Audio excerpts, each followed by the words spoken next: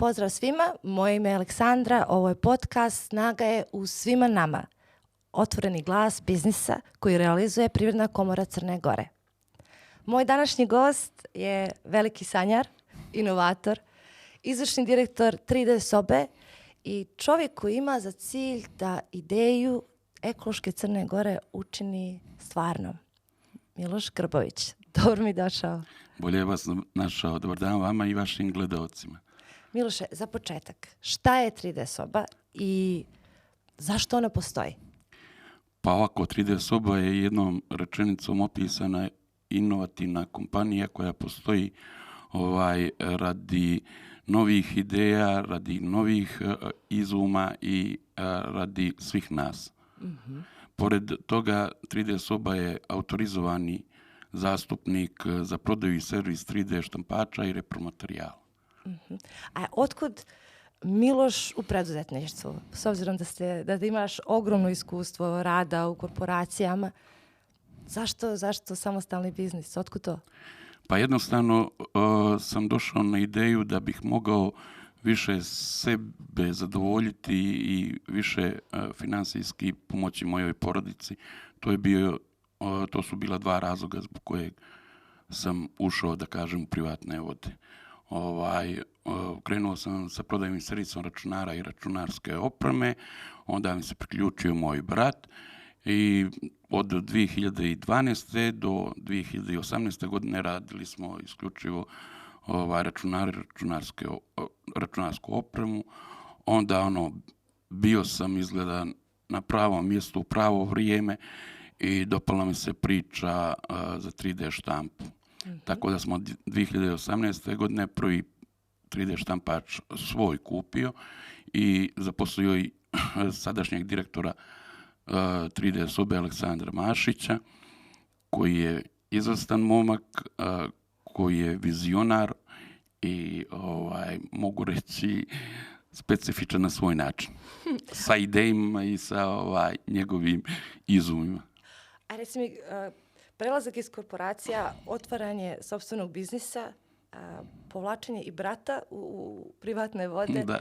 Jesi naišao na neku široku podršku porodice, prijatelja? Jesu li pozdravili takav potez ili je bilo prepreka? Pa ukratko da vam kažem, moja supruga me je podržala i to mi je bilo najbitnije. Jednu noć kad smo razgovarali, dogovorili smo se i ona je vjerovala u mene. Kako tada, tako i dan danas, za razliku od nje, moj otac koji je onako bio dosta suzdržan povodom te priče, prestao je razgovarati jedno 15 do mjesec dana sa mnom zato što je sumnjao da ću da uspijem. Nakon toga,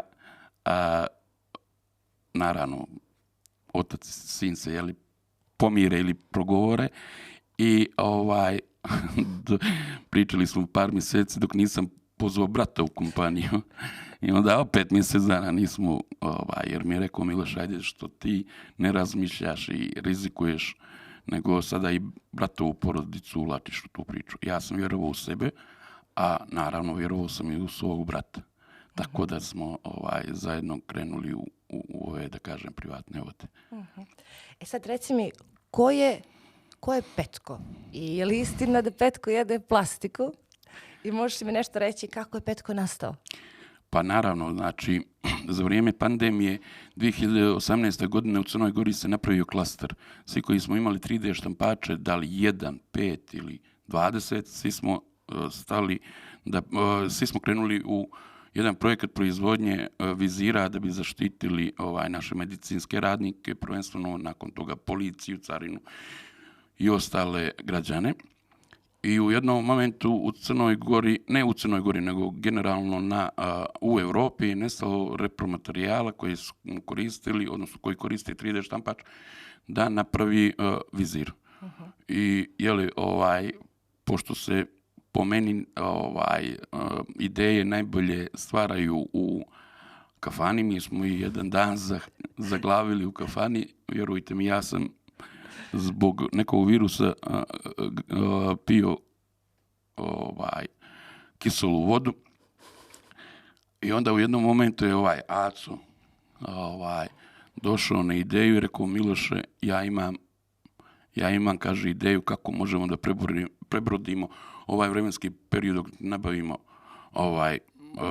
ne nabavimo repromaterijal za 3D štampač. Onda je čovjek ujutru došao, mislim da čitavu noć on nije spavao, ujutru je došao, uzeo je jedan sto od 2 metra dužine i tu je krenuo da pravi današnjeg petka. Kada je to završio je relativno brzo za 2 dana, krenuli smo da pravimo filament od plastičnih boca. Od plastičnih boca pravili smo filament, onda smo taj filament koristili da bi pravili vizire za medicinske radnike. Dobro, sad mi smo kompanija koja je u tom momentu imala najviše broj 3D štampača i isporučivali smo dnevno oko 200 vizira. Sad, Petko nije mogao da dostigne svu tu dinamiku, pa proizvodnja je bila 50 vizira, ali je bitno da nismo stali sa proizvodnjom. Nakon toga, kada se završila pandemija, nastavili smo na razvoju petka i sad je petko dimenzija pola metra sa možda 20 centimetara i dobili smo nagradu na koju sam jako ponosan u Sloveniji za izum, inovaciju i za funkcionalnost uređaja. Tako da sada Petko ne može da radi u komercijalne svrhe da vam pravi filament zato što je dosta spor. Međutim, došli smo na ideju da djecu u osnovnim i srednjim školama s petko i 3D štampač nosimo i da im pričamo kako ne treba baciti bocu potrošene vode, soka u prirodu, jer to obično djeca na odmor popiju i u najboljem slučaju završi u kontejner. Obično to igraju malo lopte i kad zvoni čas, oni trku, ostaje na ulicu. Već da ih od malena učimo o reciklaži i da im stvaramo svijet i razmišljanje o nekoj čistijoj i ljepšoj državi, odnosno prirodi. On kada nauči da koristi petka i kada nauči, a nije uopšte komplikovano, kada nauči da koristi 3D štampač, 3D štampač je, znamo, robot, može da koristi bilo koji robot u bilo kojoj fabrici, sad da li je to automobila, ne znam, tehnike i tako to. To nam je jako bitno i izuzetno smo ponosni na tu priču jer smo počeli djeci da toliko dolazimo do njih da počinju i oni shvatati poentu petka, odnosno poentu reciklaže. Je li to projekat koji radite u saradnji sa Fondacijom Čini dobro i negdje osim edukacije koja vidim da vam je jako važna, šta je neki krajnji cilj? Oni će da isprate proces proizvodnje od samog početka, odnosno korištenja te boce preko reciklaže i onda šta je output toga svega što dobijete. I samo jedno pojašnjenje za mene i za gledalce, filament, to je taj repromaterijal koji koriste 3D štampači. Jedna vrsta 3D štampača koje se najviše koriste. Dobro. Pa gledajte, jako je lijepo, na primjer, kad dijete donese bocu pa mu profesor objasni kako to ide sve i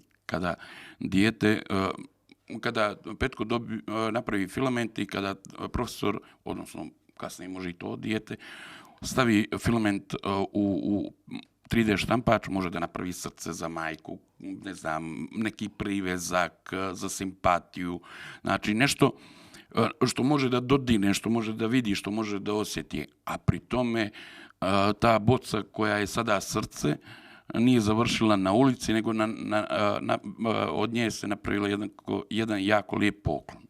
To bi bilo. Tako je. Ja znam da ima još gomila predobrih inovativnih priča, ali bih voljela da nas vrate samo malo nazad na prvi veliki posao koji ste dobili, a koji nije imao veze sad sa 3D štampom. Pričate o računarima, odnosno, je li tako, tenderu? Da.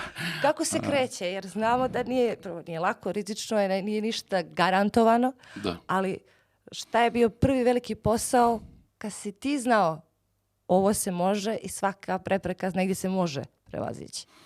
Pa gledajte, te 2013. kada sam preuzeo od oca firmu, odnosno nisam htio da otvaram novu, već da nastavim firmu koju je osnovao moj otac.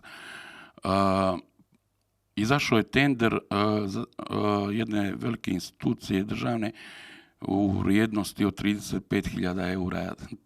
Te cifre se jako dobro sjećam. I u tenderskoj dokumentaciji pisalo da mi je potrebna garancija za učešće na tenderu, pošto su moji roditelji izvrsni ekonomisti i poznavaoci zakona.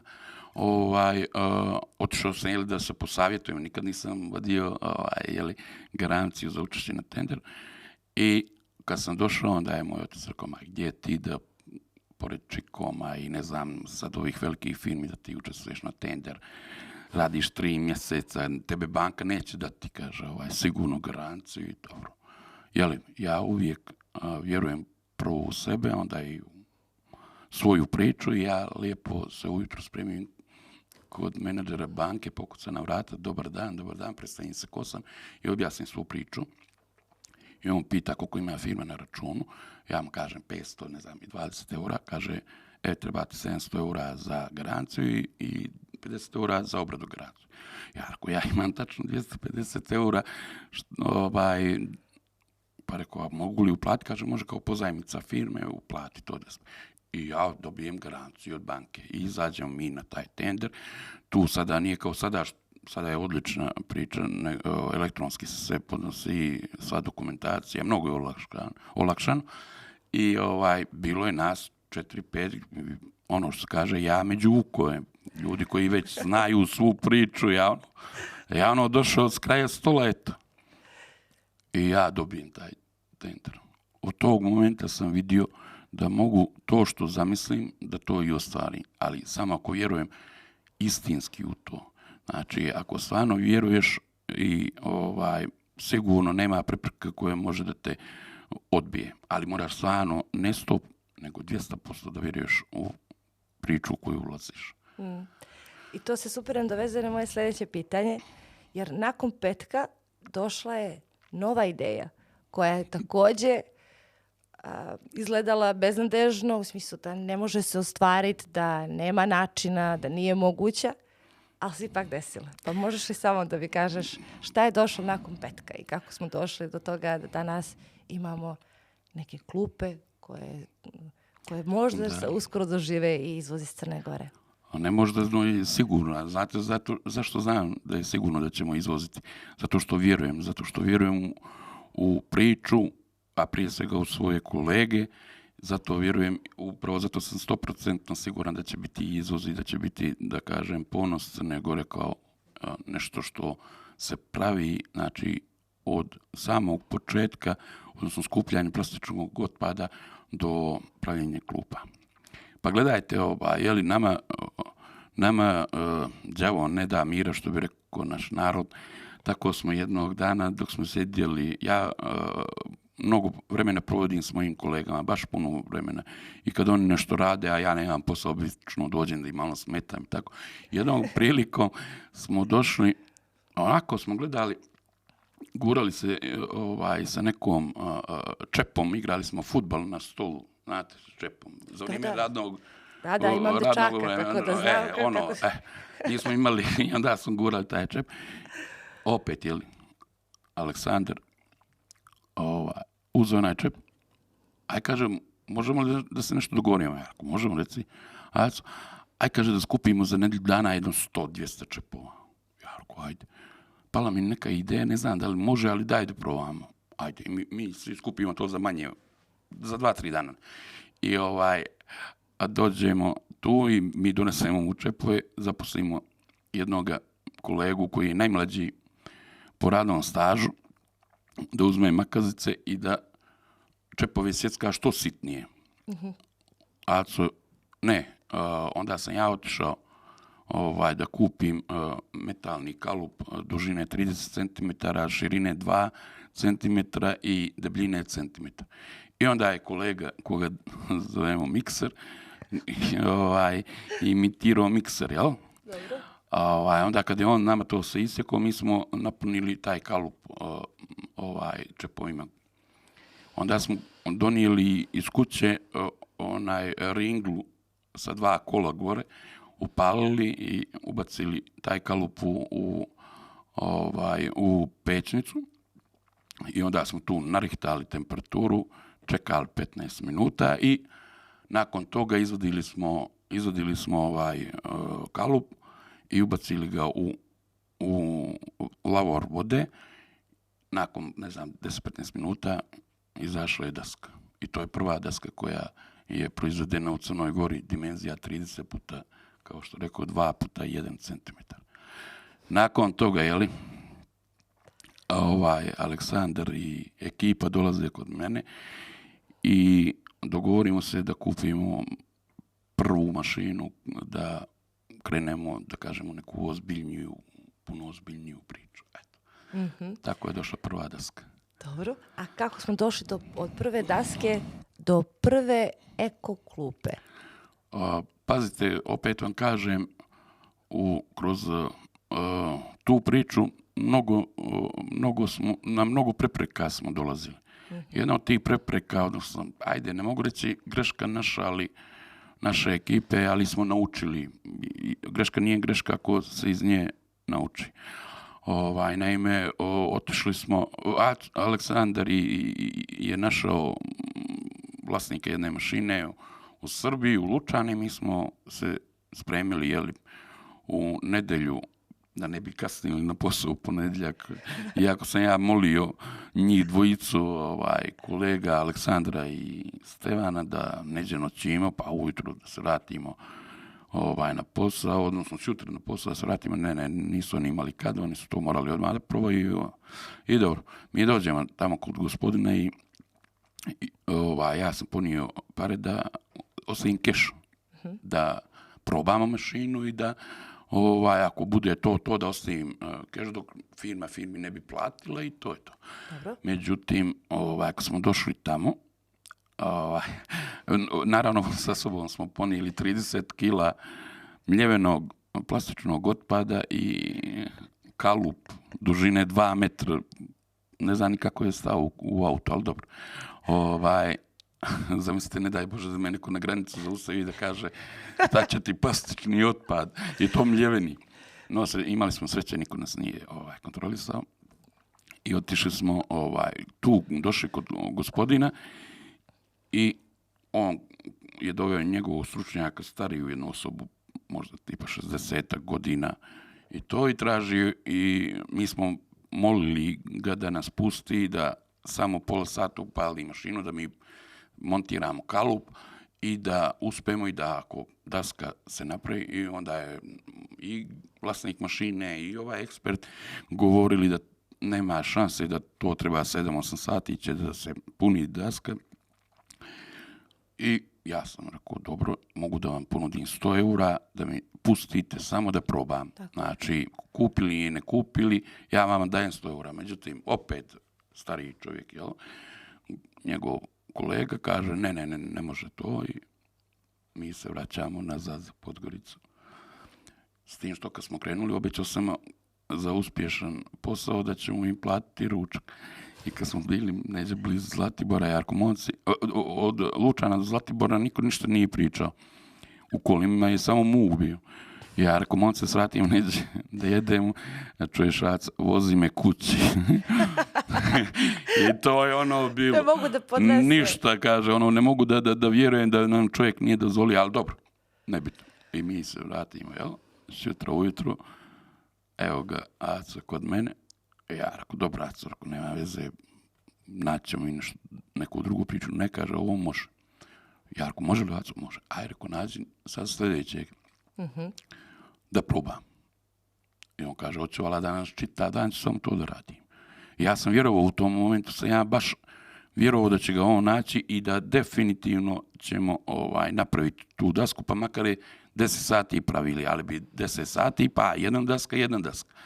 I nađe on čovjeka u Debeljaču, to je u Vojvodinu, neđe, znate što, samo ravnica, čovjek za volanom zaspe tu, to 20-30 km, samo ravnica, ništa se ne... I polje kukuruze. Da, naravno, da, upravo tako. I ja dođem tamo, momak koji je vlasnik, stvarno, baš onako, druželjubiv, i mi njemu to ispričamo i on kaže, ok, montirajte i probajte. I tada je prva daska izašla i izašla je stvarno za 40 minuta. I ja kažem, momak, ok, dogovorili smo se sve, evo, novac, kapara, i vratimo se u Podgoricu i to je bilo kao, ne znam, kao da nam je neko 1.000.000 eura dao. Vi ne znate to se ne pominje, ništa, samo se priča o dasci, već se tu kuju planovi, mi ćemo da otvorimo fabriku, kakvu fabriku, ja nemam leba da vam dam, ne, rekao fabriku. Ne, oni, snaćemo se mi, kao pa da se pomalo kupuje jedna po jedna mašina i stvarno to je njihovo oduševljenje i ta njihova energija, imam osjećaj da bih izao da nisam to uradio. Taj njihov san, koji je naravno i moj bio. I kupimo mi prvu mašinu i smestimo je tamo u jednu našu prostoriju i dnevni kapacitet nam je bio 10 dasaka. I onda kad smo napravili prvi 10 dasaka, onda smo mi sastavili prvu klupu i onda smo, a u međuvremenu dok treba priča, ja pričam ljudima o petku i to, kako to. I dosta ljudi me pita zašto petko, zašto takvo ime. Jednostavno, boce su od 5 ambalaže, a petko je crnogorsko ime. I imamo čak i kuma koji mu je dao ime i objasnio nam to, mi smo se oduševili. I ja sam pričao o tome i društvenim mrežama i ovako podcastima to. Dok jednog dana dođe čovjek, prođe moju kancelariju i ode u 3D sobu. I koleginica dolaze, kaže, došao je neki, kaže, čovjek, Njemac je, pa ako nije problem, bi tebe da upozna. Naravno, ja izađem, onako jednostavno, lijepo, elegantno obučen čovjek, baš jednostavan i jednostavna mu je priča i sve. I vidi našu klupu. To je ta prva klupa koja je završila na farmi magaraca kod Darka Saveljica. To je prva klupa koja je proizvedena i mi smo je donirali, poklonili Darku. Na pravom mjestu. Na pravom mjestu. Baš upravo, dobro ste rekli, na pravom mjestu. I mi tako kroz priču i on kaže, klupa Jarko, da, plastika Jarko jeste, Jarko reciklirana. Kaže, kao baš zanimljiva priča. I on ode. Fino se raziđemo i sve to i on ode. I ne znate zašto je došao Ništa. Ja rekao, ajde, dobro, možda je turista, pa vidio 3D sobu, pa možda ga zanimala 3D soba. Ja uopšte ne kapiram zašto je čovjek došao, niko je došao. Ko je došao? I ko zove, nakon 10 dana dolazi on opet. I, dolazi kod mene i kao ja sam oduševljen petkom, vašom pričom, kod daskom i to, da li postoje, i tada mi se predstavi, ja sam Filip, ne znam, direktor GIZ-a, te njemačke agencije, i volio bih da s vama stupim u kontakt i da vidimo kako može GIZ kao organizacija da vama pomogne, i rado bi nam pomogli, ali kaže, prvo bih volio da moji eksperti iz GIZ-a, iz Njemačke, dođu i da vas obiđu. Je li to problem? Rekao sam, naravno, da nije problem. I posle, ne znam, par dana došla je koleginica i kolega eksperti za plastiku kod nas u 3D sobu, baš iz Njemačke, i pokazali smo petka. U međuvremenu mi kupimo 30 3D štampača samo za nas da rade, pa napravimo kao neku mini farmu samo štampača. A u drugu prostoriju radi se daska. I onda, kad smo napravili kratki uvod sastanak, mi smo onda poveli ih u 3D, u dio gdje je mašina za pravljenje daske, samo sam ih zamolio da svoje službene telefone i privatne ostave u 3D sobi, jer nisam volio da slikaju i snimaju. Ne da bi oni to sad meni tu ideju ukrali, već zato što nisam bio siguran koliko je to dobro što mi radimo. I nisam želio da ode to u etar, a da nismo mi sigurni da je to to. Je li to princip kojeg se generalno držiš u poslu? Da. Ništa ne izlazi dok vi niste 100% sigurni. Tako je, ali baš 100%, jer ovom narodu na Balkanu je dosta obmana i nekih praznih priča. Ja sam jučer na svojoj društvenim mrežama objavio ne obećavamo ništa, ali ćemo pokušati. Čuvajte svoje limenke. Tako da je to još možda sljedeći neki naš projekat koji sada trenutno je u fazi testiranja i nadam se do kraja godine da ćemo imati još jednu reciklažu, a to je za početak limenki. Wow. Da, tako da... A šta se desilo sa Gizom? Da, onda su oni imali su sajam u Tirani, gdje učestvuju firme, inovativne firme i gdje su ministarstva iz evropskih zemalja, predstavnici ministarstva iz evropskih zemalja, i kad smo mi došli na red od 15 minuta da prezentujemo Petka, a Filip kao rukovodilac Giza sjedio je na našoj prvoj stolovači od reciklirane plastike. Nakon izlaganja i prezentovanja Aleksandra za Petka i eko priču, nas je 4 bilo, mi nismo stizali da odgovaramo na sva pitanja. Kako je to bio, kao da niko nije vjerovao da smo mi došli i donijeli tu priču iz Crne Gore. A onda je Giz nakon toga odlučio, zajedno sa njemačkom ambasadom Crne Gore, da donira 14, mi to zovemo setova, 14 petkova i 14 3D štampača. I mi smo prije raspusta išli po školama koje su odredili naše ministarstvo prosvjete. Po školama smo išli, objašnjavali i učili djecu i profesore kako taj set funkcioniše i naravno ostavljali po jedan set u tim školama. Obećali su nam iz ministarstva prosvjete da će i oni se potruditi da nađu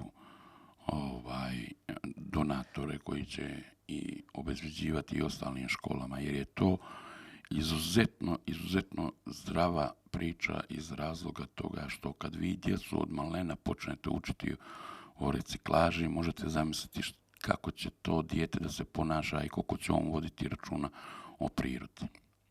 A dok se slušam i divim se, koliko je zapravo tebi kao nekom koji je iz privatnog biznisa, koliko ti je važno da utičeš na lokalnu zajednicu, da mijenjaš svijest, da edukuješ djecu, da pomažeš da shvate da plastika može da se prenamijeni, da može da se izvuče iz korita rijeka, makne sa livada.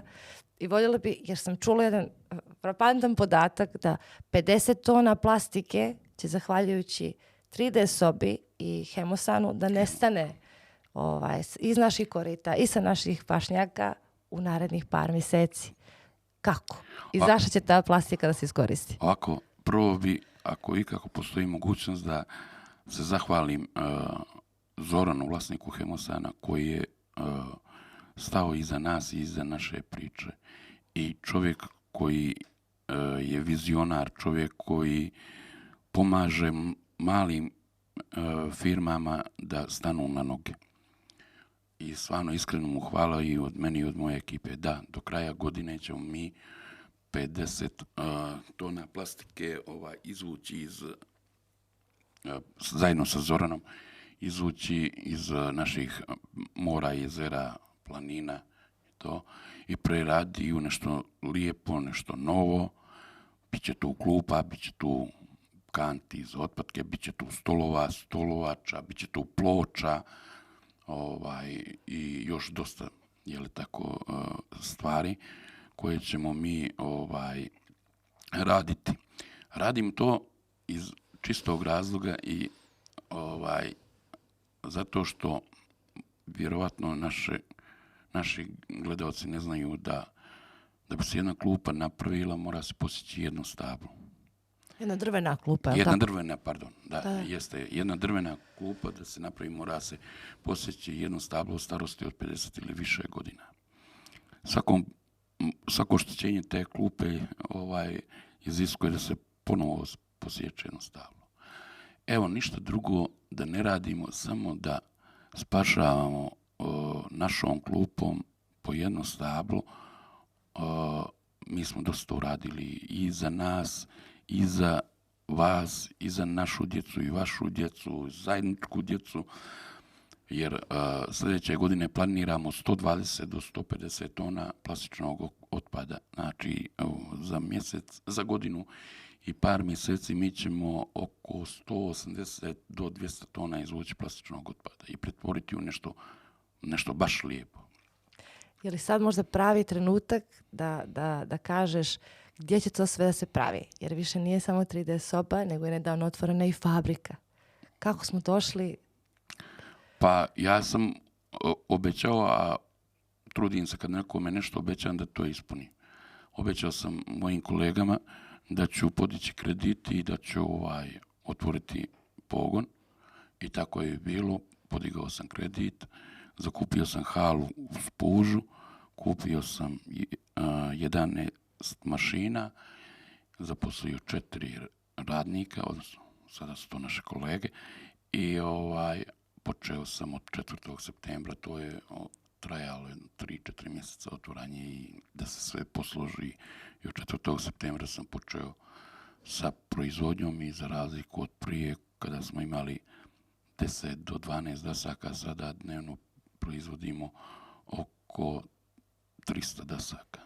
Odnosno dnevni kapacitet zajedno sa pločama je 800 do 1000 kila, odnosno skoro dosegnemo tonu da dnevno recikliramo. Čovječ. Da. Sad, Miloše, reci mi ovo. Jel se tu stvara, imam zapravo 2 pitanja. Jedno je, jel se tu stvara taj potencijal za izvoz? I pomenuo si GIZ, pomenuo si sad podizanje komercijalnog kredita. Negdje me interesuje gdje je tu podrška države u smislu i lokalne samouprave ili gradske uprave, i jesi li naišao na podršku i gdje vidiš zapravo negdje barijere u poslovanju, u nekom širenju tvog poslovanja, i jesi li dobio nekakvu podršku države koja će ti pomoći da izvezeš svoje klupe? Pa sad gledajte, sad ću malo duže, pošto je postavljeno par pitanja, malo ću duže pričati, što mi nije teško. Naime, kada je sve to prošlo u Tirani kako je trebalo i kad je sve prošlo što se tiče eksperata i kad su vidjeli eksperti njemačke organizacije GIZ, onda je GIZ došao opet kod mene i rekao: ok, Miloše, šta ti je potrebno, kako ti mi možemo pomoći? Finansijski ti ne možemo pomoći jer mi po statutu ne možemo to da uradimo. Možemo ti pomognemo savjetima da tvoji ljudi rade sa našim ljudima, sad preko Zooma, i navedi sve ovo što ste me vi pitali, navedi sve prepreke do kojih dolaziš. Prije nego što su oni to došli, mi smo išli po raznim institucijama i niko nije znao u koju branšu da nas smjeste, jer mi nismo klasična stolarska radnja, ali nismo ni sakupljači otpada. Tako smo, činovnici su znali, u druga vrata, pa iz drugih vrata u druga i tako. Jednostavno, svi su bili oduševljeni sa našom pričom, ali je izostala podrška. I to se ja rekao GIZ-u i oni su mi rekli: ok, napiši na mail šta je sve treba. I onda sam ja rekao, napisao sam im da mi treba sve te dozvole, atesti, jer hoću da radim baš ozbiljnu priču, da sutra ne bude mi granica Crna Gora kao prepreka da moj proizvod ide u Evropsku uniju. I napisao sam par stvari da mi se omogući, ako postoji mogućnost, i da se testira moja daska, odnosno 12 vrsta dasaka, da se testira i da dobijem sertifikat, atest. I oni su sve potvrdno odgovorili da sve može. Sve može. I onda su mi rekli, ok, angažovat ćemo firme u Crnoj Gori koji su stručne za to, vaše je samo da im dajete one uputstva i da im objasnite čime se bavite. I angažovali su 2 firme iz Crne Gore koje sada rade za nas, upravo za nas rade da dobije 3D soba, odnosno ekodaska, da dobije sve potrebne dozvole, papire, ateste za dasku, ateste za mašine, protivpožarni plan, obuka na radu radnika. Jednostavno, GIZ mi je, kad sam jednu noć sjeo, što kažem ja, sam sa sobom više pomogao nego da mi je dao novac. Jer moje kolege i tekako sada napreduju sa znanjem i iskustvom koji ljudi iz GIZ-a imaju. A i ja sam uz njih učim, jer oduševljava me poneki put kako oni to rade. Znači, oni svaki korak predvide, sve ide ne po zakonu, nego oni to, ne treba njima zakon, oni to rade kako moraš, ti to moraš. Mene oni nisu vjerovali da meni niko nije došao iz države da pita, čekaj, prijatelju, šta ti treba, kako? Ajde, evo, reci mi nam koju je potvrde ti potrebne, ne znam, elaborati, atesti, sve ćemo ti dati, samo pokreni to. Međutim, ajde, nisam se mnogo nadao i ne nadam se mnogo i nadam se samo, vjerujem samo sebi, odnosno svojoj ekipi. I jednog dana doći čovjek, stariji gospodin 60, onako, obučen, opušteno i opet Njemac. I čovjek mi je ponudio, da ne bi sad dužio priču, čovjek mi je ponudio, pitao me da vidi, sve mi to pokazali, on se tu oduševio. Pitao me koliko ima zaposlenih radnika, da sam imao 12, rekao sam da moram još 2 da zaposlim. I on mi je dao neku ponudu na koju sam ja ostao zatečen. Trebalo mi je par minuta sebi da dođem. Rekao mi je, ok, vidi, gospodine, mogu da sredim da svih 14 porodica ode u Njemačku. Znači, ne radnika, nego njihove porodice. Uh-huh. Da ode, da vam dam zgradu sa stanovima, sve će vam biti obezbijeđeno, halu ćemo mi obezbijeti, mašine ćemo mi obezbijeti, subvenciju imate 24 mjeseca 0 eura struje i da će nam naći da komplet asortiman proizvodnje u toj fabrici plasiram u Njemačkoj i u okolini. Ja sam stvarno zaprepašen da mi nije dao vizitku i da nisam vidio koji je čovjek, rekao bi da se šali malo sa mnom. I ja sam se zahvalio gospodinu, rekao sam da prvo želim da očistim moju Crnu Goru, da nju skockam, a onda možemo se dogovorimo da pošaljem, ne znam, tipa ekipu od mladih mojih ili kolega, pa 1 godinu, 2 dana da oni gore razviju sistem. Pazite, ne kažem ja i ne želim reći da Njemci nemaju taj razvijen i ekološku svijest i njemu je lako da i u Njemačkoj, ali on ne želi da gubi vrijeme. On kaže, ok, to me neće puno koštati ili me neće ništa koštati, ne moram da zaradim, momci imaju kompletan sistem, razrađen, provjeren, zašto ne? Da me pogrešno ne shvate gledalci, daleko od toga da oni u Njemačkoj to ne mogu napraviti, ne znam, za mnogo manje para i za prodaju s puno većim cijenama. Ja kad sam rekao Filipu iz GIZ-a da je naša klupa 170 eura, on je pitao zašto je onda ne poklanjaš. To bih voljela da pojasniš gledalcima.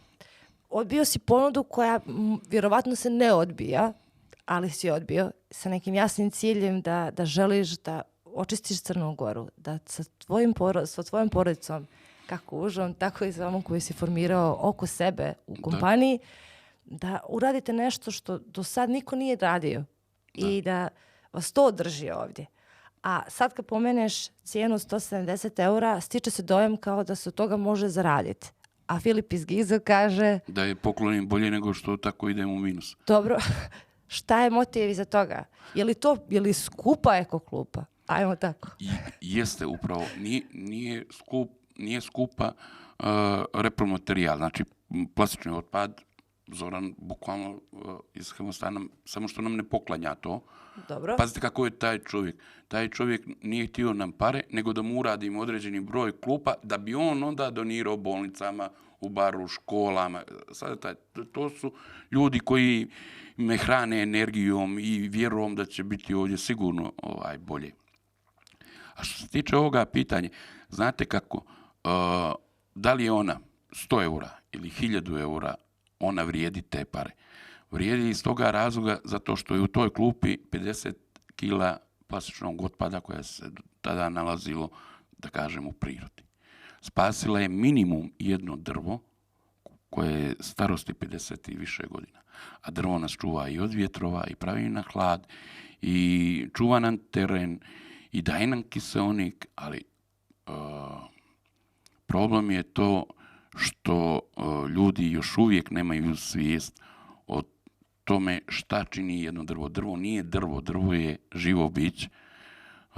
Drvo, bar mi tako gledamo u 3D sobi, drvo ima dušu. I jednom prilikom sam uzeo svoju stolovaču i otišao na Goricu i sjeo i okrenuo se put jednog drveta. I sjedio sam tako par minuta gledu u njega, jer smatram da sam ga sa tom stolovačom možda baš to drvo spasio da ga ne posijeku. Kako je bio osjećaj? Fenomenalan. To je ono kao da sam bio na jogi. To je bilo... Ali dobro, malo su me čudno ljudi gledali, pošto je ulica bila iza šetališta, ja sam, i ko je vukao do spomenika gore stolovaču bez ja. Tako da je, mi živimo svoj san. Često želim reći omladini, da nije dovoljno da imaš ideju i da želiš da je ispuniš. Tu ideju moraš da sanjaš. Znači da je stvarno svako jutro i svaku noć da je tu u glavi pored tebe. I vjerujte mi, opet se vraćam, niko vam ništa ne može ako želite. Do ove moje priče, do ovog mog ostvarenja nisam, da kažem, bio baš tako uvjeren, ali kad napravite dobru priču, više ni pare nisu problem. Znaće se, možeš, moraš i želiš i ništa drugo.